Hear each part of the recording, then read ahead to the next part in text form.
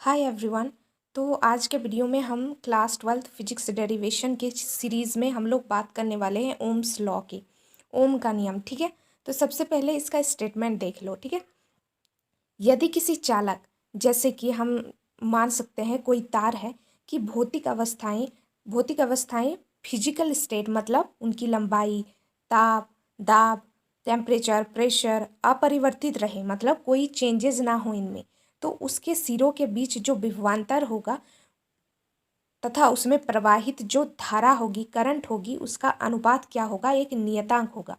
V upon I is equal to R, और ये नियतांक होगा तो यहाँ से V is equal to I R हम लोग लिख सकते हैं। ये 10th से हम लोग पढ़ते आ रहे हैं। ठीक है, न्यू इसमें थोड़ा सा 12th में क्या एडवांस है कि V is equal to I R तो हम पढ़ लेते हैं, लेकिन ये आया कैसे, ये पूछ लिया जाता है एग्जाम में कि ओम के नियम का जो सूत्र है V is equal to I R, ये आया कहाँ से है, मतलब ओम का सूत्र का निगमन। तो देखो ध्यान से अब सुनते जाओ कि मैं क्या बोलती जा रही हूँ। माना यदि किसी चालक की लंबाई L, मान लेते हैं कोई चालक है जिसकी लंबाई L है। ठीक है, चालक के सिरों के बीच विभवांतर V है तथा विद्युत क्षेत्र की तीव्रता को कैपिटल E से डिनोट करते हैं। तो विद्युत क्षेत्र की तीव्रता का सूत्र क्या होता है, E is equal to V upon L, विभवांतर अपॉन में लंबाई, होता है कि नहीं। ठीक है, नाउ देखो यहाँ पे मुक्त इलेक्ट्रॉन पर आरोपित बल। अब हमें ये भी पता है F इज इक्वल टू क्या होता है, फॉर्मूला QE। ठीक है, ये तो हम लोगों ने थियोरी से पढ़ा है चैप्टर्स में, इसलिए मैं बोलती हूँ अभी ये जो मैं सीरीज़ करा रही हूँ ना, ये मैं most important derivations and question physics class 12th board exams oriented में करा रही हूँ।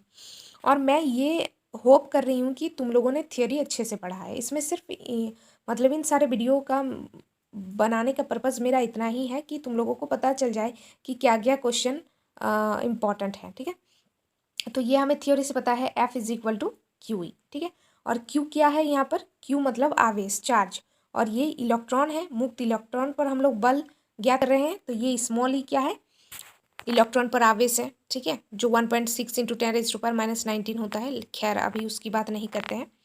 अब देखो ये क्या क्या है यहाँ पे, तो ये जो Q चार्ज है वो इलेक्ट्रॉन के बराबर हो गया, क्योंकि इलेक्ट्रॉन का आवेश के बराबर हो गया। ठीक है, तो F is equal to Q के जगह पर यहाँ पर हम लोग पुट कर सकते हैं स्मॉल ई और कैपिटल ई। स्मॉल ई यहाँ पर इलेक्ट्रॉन पर आवेश है और कैपिटल ई यहाँ पर विद्युत क्षेत्र की तीव्रता है। Now F is equal to E into में V अपॉन एल कहाँ से आया, विद्युत क्षेत्र की तीव्रता, इधर आओ देखो यहाँ पर E is equal to V upon में L। ठीक है, तो यहाँ पे बस E का क्या क्या है, ई के इक्वेशन को पुट कर दिया है। ठीक है, और इसको इक्वेशन 1 दे दिया। सेकेंड, अब त्वरण, त्वरण हम लोग पता है ये कब से पढ़ते आ रहे हैं, F is equal to M E, तो एक निकालेंगे तो F बाई एम हो जाएगा। ठीक है, अब F का वैल्यू हम लोग समीकरण 1 से यहाँ पे पुट कर देते हैं, ई भी अपॉन में एल, और इंटू में ये एम तो नीचे ऑलरेडी है, इसको इक्वेशन 2 दे देते हैं। ठीक है, अब देखो यदि श्रांतिकाल टाउ, श्रांतिकाल हमने पढ़ा है थ्योरी से। ठीक है, तो अगर नहीं पढ़ा है तो थ्योरी पढ़ के आओ।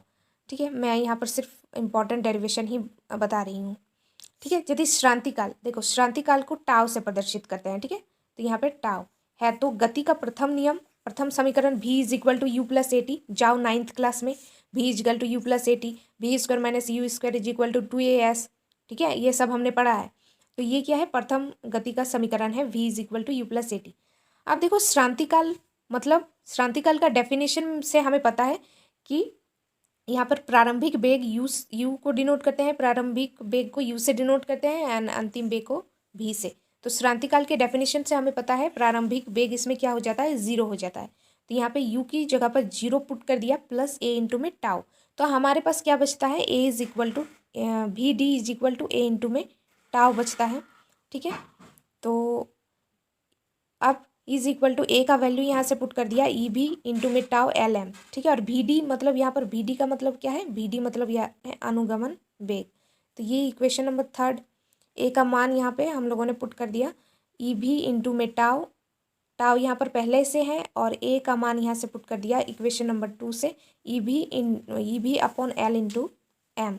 ठीक है, अब चूंकि हमें पता है आई का, ये हम लोगों ने रिलेशन फाइंड आउट किया था, जिसमें हम लोगों को मिला था I is equal to A into में बी डी एन ई। यहाँ पर ए क्या है, एरिया है, BD क्या है, अनुगमन वेग है, n क्या है, इलेक्ट्रॉन की संख्या है, स्मॉल e क्या है, इलेक्ट्रॉन पर आवेश है। और इलेक्ट्रॉन पर आवेश कितना होता है 1.6 × 10⁻⁻19। ठीक है, तो यहाँ से हम लोग ए का और इसको अच्छी तरह से थोड़ा लिख सकते हैं, या फिर हम लोग लिख सकते हैं ABD NE = I। ठीक है, अब VD का हमें मान निकालना है, अनुगमन वेग, तो VD को इस साइड रखते हैं और बाकी ये सब कुछ मल्टीप्लिकेशन है तो वह उस साइड को जाएगा तो डिवीजन में आ जाएगा, तो I/ANE हो जाएगा। इसको हम लोगों ने इक्वेशन नंबर 4 दे दिया है। ठीक है, अब समीकरण 4 का मान हम लोग क्या करते हैं, देखो यहाँ से थोड़ा समझना पड़ेगा। यहाँ पर समीकरण 4 मतलब VD का मान हम लोग कहाँ पे रख रहे हैं, यहाँ पे समीकरण 3 में रख रहे हैं। ठीक है, ठीक है, तो यहाँ पर हम लोगों ने मान रख दिया है यहाँ पर बस, और बाकी यहाँ पे कैलकुलेशन ही है। I/ANE = EV/τ/LM। अब यहाँ पे EV/τ इसको क्रॉस मल्टीप्लाई करते हैं दोनों को। ठीक है, तो ये सब हमें पता चलेगा। तो इस साइड को V रख दिया, इस साइड को I रख दिया, और ओम जो हमारे साइंटिस्ट थे उन्होंने LM/E × τ × A × N × E इन सब को क्या माना, कांस्टेंट माना। ठीक है, ओके। नाउ यहाँ पे देखो, यहाँ पर E × E है, दैट्स वाई यहाँ पर 2 E है, तो यहाँ पर E² कर दिया, बस इसको नियतांक माना है उन्होंने, तो बस B/I = नियतांक, तो B/I = नियतांक कांस्टेंट को यहाँ पे R से डिनोट करते हैं। बस प्रूव हो गया। देखो, इस सूत्र को निगमन करने के लिए हमें कुछ बेसिक चीज़ों का ज्ञान होना चाहिए, लाइक श्रांतिकाल का, अनुगमन वेग का। ठीक है, श्रांतिकाल जब होता है उसका डेफिनेशन क्या है, उसमें प्रारंभिक वेग 0 हो जाता है। ठीक है, और जब श्रांतिकाल आता है तो वहाँ पर क्या होता है, अनुगमन वेग। ठीक है, और जो I मतलब धारा और अनुगमन वेग जो है VD के बीच में क्या रिलेशन है। ठीक है, ये सब कुछ हम लोगों को पता होना चाहिए थ्योरी से।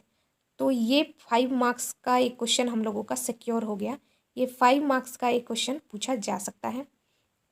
ठीक है, तो इसको तैयार कर लेना और पहले थ्योरी पढ़ना अगर समझ में नहीं आया हो तो, और बाकी अभी मैंने सब कुछ एक्सप्लेन तो कर ही दिया है। ठीक है, तो if you like then please like, share and subscribe to our channel. Thank you for watching this video.